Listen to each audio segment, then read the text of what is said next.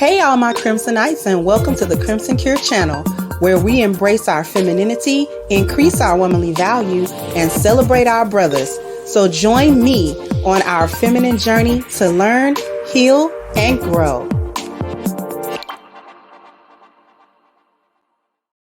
Hey there, my Crimsonites, and welcome to the Crimson Cure channel. I'm your host, femininity coach, and author of the Crimson Cure, and this is my perspective. So, what am I talking about? It's the therapist again, right? You know, the dirty one. And she's back. And I want to concentrate on something else. I'm not even going to necessarily concentrate on what she said, because what she said is not important. But this is a teachable moment about how Black women actually stay and remain in a broken state. Okay, 101. So I'm going to go ahead. I'm going to play the clip. It's going to have sound this time, y'all. Anyways, here we go. Shout out to the Chisha Z channel for having it. I went to her TikTok, but this video had no sound. So he actually captured it with sound. So we're going to go ahead and let it play. Yo, I got a fat coochie. It's like real fat, like grandiose, like fat. Like when you see me on the street looking real fine, fat. I have the fattest coochie. Warm, loving, inviting, juicy, plump, scrumdiddlyumptious. What's for dinner? This coochie.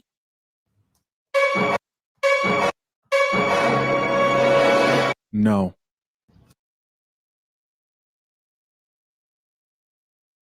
I like the stoic no, but I think there's more. So here we go.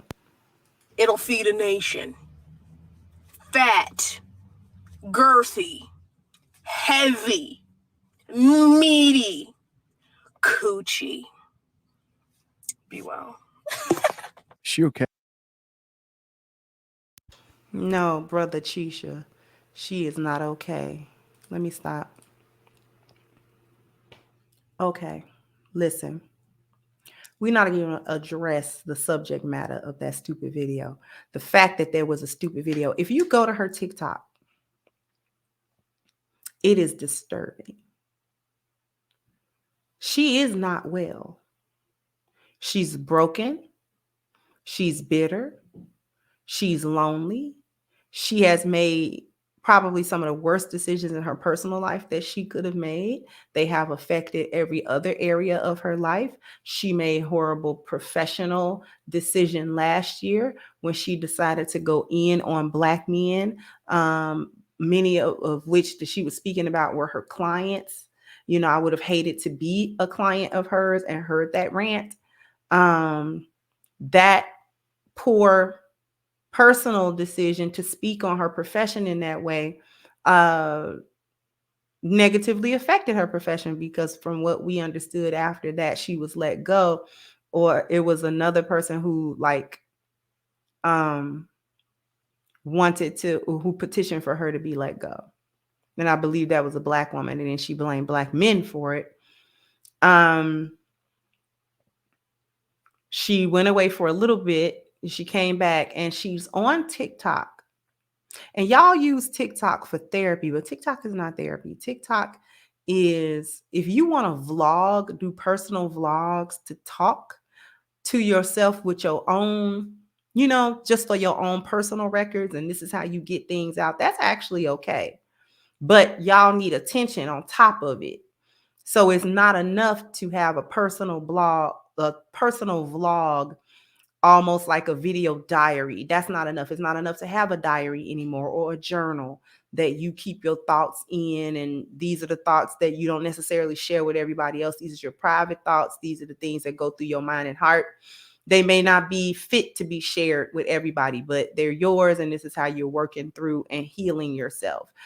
Black women are just getting on TikTok and social media, airing out their dysfunction and airing out their mental instability without actually seeking any help for it. Now, mind you, this was a woman that claimed she was a therapist. So why is she not in a therapist's office on a couch, laid back and telling another therapist, look, I am on a downward spiral and I don't know where I'm going to end up. Okay. I don't know where I'm going to be because the background of the places that she's in these TikToks is not that same apartment that she was in before. Likely she can't afford that apartment given the fact that she may have needed to find new employment that probably didn't pay as much as her previous employment and line of work. So she's making videos in the car with no bra on and dirty fingernails. And she's making videos in what I would assume is her apartment in this dark, foreboding corner. Okay. With bad wallpaper or whatever that is behind her. So not only is she acting a fool, she's crying for help without getting help and without really wanting help either. All right. She's desperate for a man. This is one of the first problems. She's getting on talking about her coochie. Now, this is the second video where she's referring to her sexual self. She's referring to, and in the other one, she was talking about how she wanted some guy, any guy to, break her down and bust her down in all these different positions and blah, blah, blah, blah. And this one, she's talking about her coochie being fat and all of this, just vulgarity after vulgarity. And so she's proving that she's lonely and that she really do want the men, the same men that she ran down. She actually wants those men and in need of those men. And there's nothing wrong with needing a man, but here's the problem. She needs sex is actually the last thing that she needs. And other Black women who are in the same mental instability that she's in and emotional instability, the man that comes and has sex with her, I feel for him, especially if he give her good sex. Because good sex from a man actually will work as emotional support for a woman. She needs a vessel poured into. Problem is she's a broken vessel. So I feel for the man who would be brave enough to come give her some D, and God forbid it be some good D. She's going to go crazy. And he's going to be on the bad business end of that. Because she's giving stalker. She's giving will me to you if you don't do what she wants you to do. She's giving, I'm going to show up at your job and act a fool because you've been ignoring my text for 12 hours. You see what I'm saying? That she's giving, don't let her know your real name or no real information about you, but she's also giving, she'll Google it extensively. See, it's not stable. She's not stable. I'm telling you, that one ain't stable at all. Deep issues. Too many broken Black women avoid the real work like she's doing. She's avoiding the work that she needs to actually do on herself, and she's pining for sex with a man. She's avoiding that real work in favor of the quick fix. See, sex is like a quick fix. It's like plastering something that it's like plastering a hole in the wall, but the wall need replacing. The plaster, you know what I mean? It's like needing a whole brake job, but you only put the pads on. But you need rotors. Like your calipers are messed up. You know what I'm saying? Like you need an entire brake system. Like, you know what I'm saying? Like you need a complete brake job. Like somebody need to bleed the brake line and put more brake fluid in there. And like we can't just get by on brake pads, y'all. And she's getting by on brake pads and they thin and they doing that when you stop. That's, you see what I'm saying? Y'all know what I'm talking about.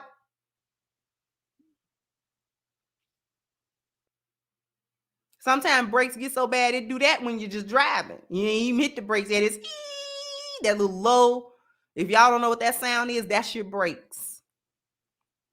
Okay, need a brake job. Done ate them pads up. Them pads gone. Right?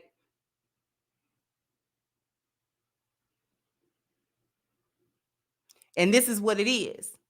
It's the quick fix. The problem with the quick fix of sex in this instance is also that the casual transactional act of sex actually exacerbates the broken mindset and the spiritual bankruptcy of women. The constant transaction actually breaks the vessel further. It doesn't heal it at all. It feel good. That's what that is. A hit. But once you come down off the high, you're even more in a broken state than you were before you got the high of sex. So this is why a lot of these crazy chicks also are very highly sexual, because the sex with the man is the quick fix for the emotional stability that's only going to last for a moment, because this man is not constant in her life. And even if he is, she's treating him so badly that he can't actually provide her with the type of masculine energy that would help her. And the masculine energy that would help her would not help her because her vessel is broken. I hope that didn't go over nobody's head, right? So instead of seeking professional help for herself, she's choosing to display how lonely and how desperate she is for the very same male attention from the men that she dragged last year about being weak bees, right? Now you need one of these weak itches type men, I guess, to come scratch your itch because you're devastated without no male attention. Okay?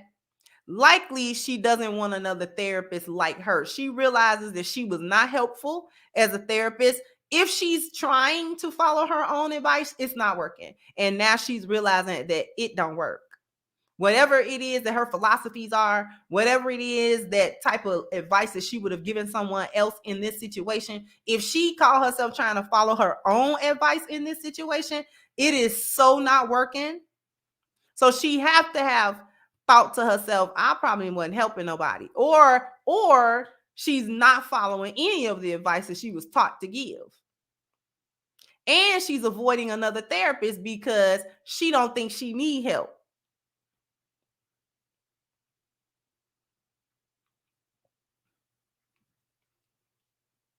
She probably know the whole thing is a farce.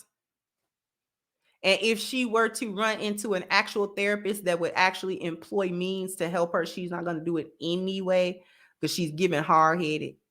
She's giving know-it-all. She one of them. You can't tell her nothing because she know everything about everything. And so she already know how that go. And that doesn't work. And but she's one of them. So she gonna always be in a hole. What's the teachable moment? Black women, if you are broken, and many of us are or have been, if you are broken, then it is your responsibility once you reach adulthood to address that brokenness. Wanting casual transactional sex, don't do it. Trying to gank men out of money, don't do it. Partying, don't do it. Drugs, don't do it. Drinking, don't do it. Running the street, don't do it. Your career, don't do it. Constantly going to school, don't do it. None of that stuff does it. None of those things addresses the brokenness inside of you. You have to address the brokenness inside of you for anything in your life to actually be beneficial, positive, or prosperous for you. Other than that, you will have a wake of people and bad decisions behind you that will come to bear bad fruit in the future for you, and you are not going to like it at all.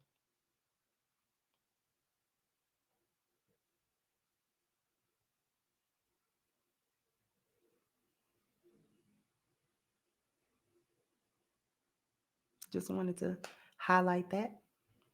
The other thing I want to highlight is go ahead and click down into the description box at crimsoncure.com. Pick up your copy of my book, Reclaiming the Black Feminine, The Lies of Feminism and the Road to Recovery. You desperately need this book. So many people have been helped and they have loved it. And I have been so blessed for all of the support. So if you want to get a book that'll really get you on the pathway of recognizing what's been going on with you. Why have you been going kind of in a circle, or you've kind of been like a gerbil on a wheel, so to speak, in your life? This may have the answers for you. So once again, in the description box, crimsoncure.com, get your copy. Also, The Amazon link for the digital copy is also there in the description box. I want to thank everyone. Hey, jump down in the comment section. Let me know what you think. Like, share, subscribe to the channel if you have not.